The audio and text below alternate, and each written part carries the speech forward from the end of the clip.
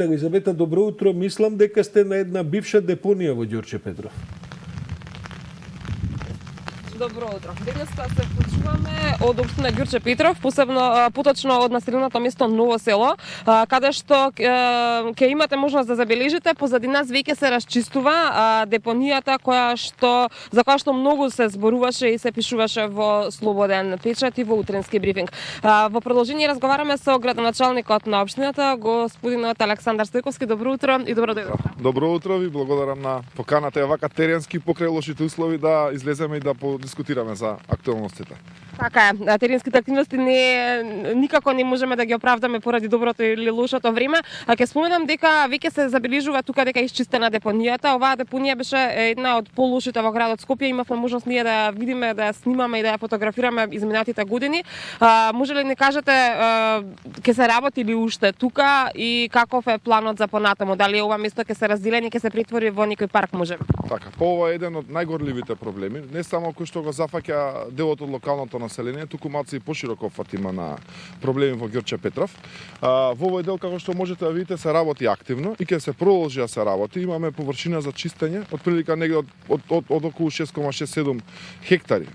Дел од ѓубриштето се однесува во депонијата Дрисла, додека делот до што е чиста земја се користи за да се поравни самиот терен. Активностите нема да запрат на терен, со додека не ја санираме целосно овој дел од депонијата, а во иднина тука е планирано садење на дрвца, формирање на парк, ќе се потрудиме да обезбедиме и одредени услови за вршење на спортско-рекреативен живот, како изградба на мултифункционални игралишта или други пропратни содржини. Целта беше да го заживееме просторот кој што сега е целосно окупиран од депонијата во Ново село и да го направиме од една депонија да го претвориме во место за спорт и рекреација и место за социјализација на локалното население. До сега работите на терен одат добро. Така ќе продолжат и во наредниот период и последно поголем предизвик ќе биде тоа да одржиме депонијата чиста. Тука ќе има позасилени контроли од страна на нашите инспекцијски служби, од страна на комуналните ревови и ќе бидеме многу ригорозни во делот на санкционирање на луѓето кои што ќе се обидат да повторно да депонираат смет од најразличен карактер во овој дел.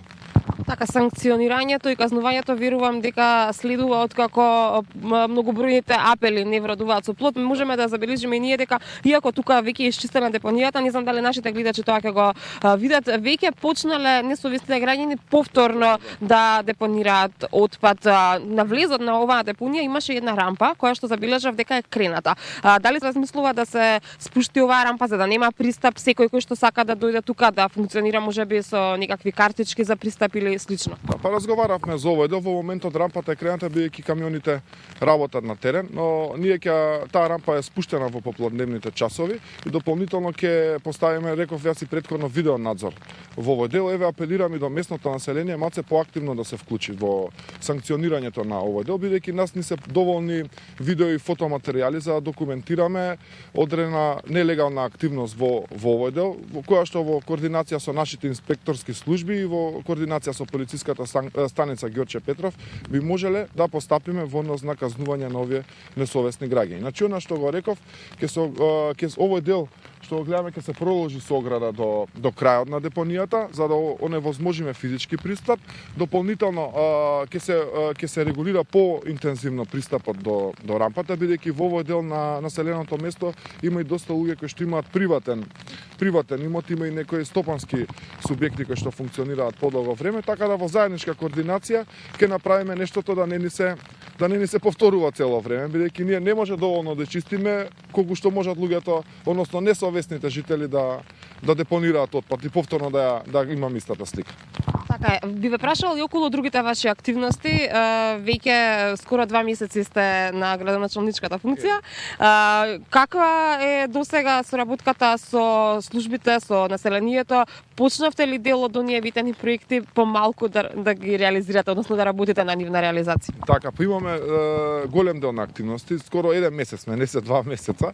Па можам да истакнеме од старт се зафативе со горливите проблеми, како што и овој дел кај депонијата во Ново село, нешто што беше ветено и во мојата предизборна програма.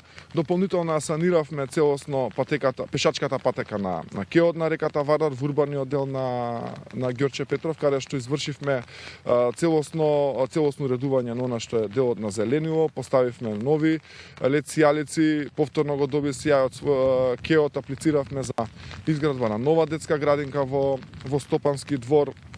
Успеав да ги повусетам поголем дел од училиштата и да земам активности во тој дел. Во завршна фаза сме на доградба на градинката Детелинка и градинката во Волково, каде што ни се уват непредвидени работи кои што ќе мораме во вод да ги санираме со цел побрзо и поефективно да работење на капацитетите на детските градинки, што е мој приоритет и на што би се задржал и во наредната година во однос на делот на планирање и проектирање на нови сместувачки капацитети во дел на доградба на градинката во Хром.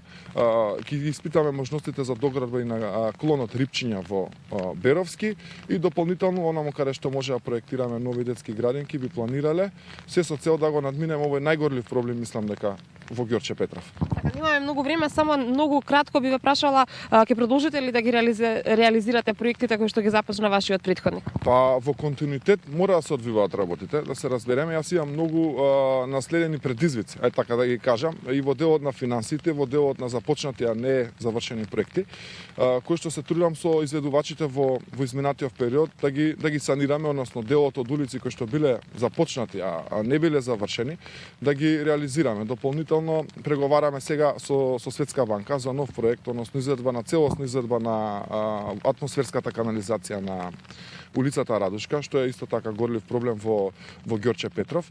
Како што напоменав и претходно, дополнително ќе работиме на реализација на проекти кои што ќе бидат во оној дел кој што ќе го реализирам јас лично од мојата програма. Јас секако дека оној дел што е започнат ќе го завршам. Таа работа во јавен интерес на граѓаните на Ѓорче Петров да се завршат сите веќе отпочнати работи.